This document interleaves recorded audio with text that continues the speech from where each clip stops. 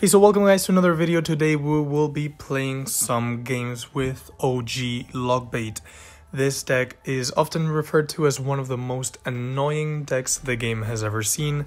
However, right now with the annoying evolved Firecracker and the annoying evolved Royal Giant, I think it's the perfect time to use this deck. So I'm here going to be testing out if it still works and just letting you know how strong it currently is. We're facing an evolved Royal Giant deck, of course. So we'll be seeing how strong this is and if it can actually beat this deck. So one main thing you want to consider with this deck is always keeping your princesses alive. One thing I like to do is always play my princesses in the opposite lane of where I'm being attacked. So for example, if you can see my left lane is the tower that he is currently attacking and has the lowest HP. So that means that I would play my princess on the right tower. Another thing you can do is play the princess always on the opposite lane of where your opponent is attacking with his troops, because what you want to do with this deck is keep your princesses alive for as long as possible, as they can be very annoying, and if you have more than one princess on the arena at the same time, it can be very frustrating. Which is a similar mechanic to when you play with firecrackers, which means just keeping them alive, as they can give you a lot of value for just 3 elixir, since towers cannot kill them. So we can see that he also has a phoenix. Look at this goblin barrel. We put it behind the tower just so that he can miss his log and has to waste those goblins, which we will log, so that he has to spend a bit of elixir to kill the princess. He comes with the evolved Royal Giant, and the Inferno Tower actually does an amazing job of killing the evolved Royal Giant and the Royal Giant by itself. One thing that we do have to be careful about are his E-Spirits or his Electro Spirits, as they can actually reset our Inferno Tower and make it a lot less effective when defending his Royal Giant and especially his evolved Royal Giant. So one thing we can do for this is either save our log, which we prefer not to do, and another thing we can do is just place our E-Spirit or Electro Spirit right next to his Royal Giant when he has already placed his. You can see right there that we placed the Inferno Tower in a different spot than what we placed it last time, and this is because of a principle I talk a lot in my channel. This is the principle that if you switch up your defenses and you play your cards differently every time you have to defend, this makes it a lot harder for your opponent to actually do prediction plays. For example, if I play the Inferno Tower every single time in the center and he has a Fireball, when he plays his next Royal Giant, he can predict our Inferno Tower by just since we've always placed it in the same spot. However, if we change where we are placing it, it's very difficult for him to actually predict it, and it can lead to elixir advantages for us whenever he tries to predict it, but he actually misses. You can also see that I'm currently always protecting the princesses with knights or goblin gangs or something, so that he has to waste his log on killing our princesses instead of our goblin barrels, and that way our goblin barrels are actually doing a lot of damage to his tower, which is one of our only win conditions if you don't count the rocket as a win condition, that would be the way to play this deck.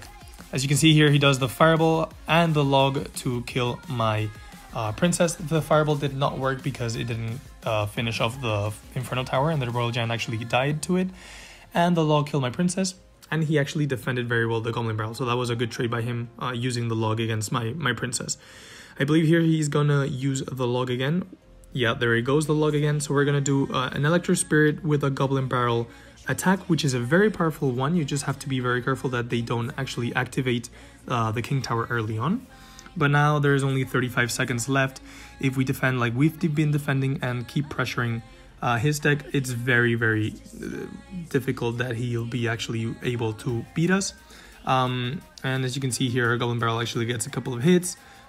We just have like 2 or 3 logs and a rocket to actually beat him. You can see our Electro Spirit there absorbing his Electro Spirit and his evolved Royal Giant actually dying to our Inferno Tower. And this is why I believe that this deck is very solid right now. Royal Giants and their evolutions are actually not a threat to you. However, in the next game, I believe we're facing against an Evolved Firecracker. We'll see. But even if we don't, I think this deck has a bit of more issues against the Evolved Firecrackers because we do not have a counter to it. We have the best counter in the game to the Evolved Fire Giant, which is the Inferno Tower. However, the Firecracker, you usually want to kill it with a Fireball or with arrows or with a big spell. And the only big spell we have is a Rocket, so that's not a good counter to the Firecracker. And the Knight, we usually want to save it for bigger, tankier cards than a Royal, than an Evolved Firecracker. So that's the only issue I see with this deck in this meta, and one of the reasons why I wouldn't play it consistently. However, I do think it's a good option if you're looking for a deck and you want to try something new. It can be very fun to use, and it can actually annoy a lot of your opponents. Here he actually reads our Goblin Barrel. He plays a very deep log, but he wanted to snipe our princess with his princess, and he actually didn't make it. So he's going to take a lot of hits from our princess in the time he actually cycles back to a knight or saves up elixir to get to that knight. So as you can see, we're playing OG Logbait against a different Logbait deck, since he has the Skeleton Barrel, which is a second win condition. And I think he should also have the Rocket. So he just traded basically the Inferno Tower for the Goblin Barrel, which I don't think I would recommend in this meta due to the thing that I told you, that the Inferno Tower is incredible against the Royal Giant, and since it's a very used card in the meta right now, I would recommend having the Inferno Tower in the deck. So again, you can see that he's also playing his princess as well, by making sure that they stay alive with his knights, with his goblin gangs and everything, just trying to keep them as safe as possible. Here we read his Goblin Barrel, we do a very log in the back, a knight to stop his princess from connecting, and then we have to use a goblin gang against the Skeleton Barrel, which is pretty good. Sometimes what you can do is place a princess in the bridge. However, it's very aggressive, and I would only recommend it if you're close to winning and need a couple hits, for example 2 logs or something like that. If you haven't done it throughout the match, it's very difficult to predict, but here I would just recommend trying to go with just trying to cycle Goblin Barrels, bait his log on to use it against our princess or goblin gang, and then being able to use our Goblin Barrel without him having a log. So here we're going to keep our princess alive again, since it can give us a lot of value against the goblin gang, and now we have to defend against his counter. I actually mess up the placement of the Electro Spirit, but it works out in the end somehow. He uses his log, so I princess and Goblin Barrel at the same time. It's just very difficult to stop, and now we're just 1 log and 1 rocket away, or 2 logs and 1 rocket away. We Inferno Tower, since we expected that he was going to copy our attack, and then we Electro Spirit on defense to try and minimize the damage that is done to us by that Goblin Barrel. Here we tried to do the princess on the bridge. It didn't actually work out, as I told you. So we decided to do a Goblin Barrel, waste his log, and then just bait it again, or try to cycle faster than he can. And just using knights defensively on the left tower, which is the tower that has the less HP. And just constantly pressuring the right side by using either Electro Spirits, logs, and just trying to rocket it at the end. It's very important that you know how much damage your rocket actually does, because that can actually help you make plays.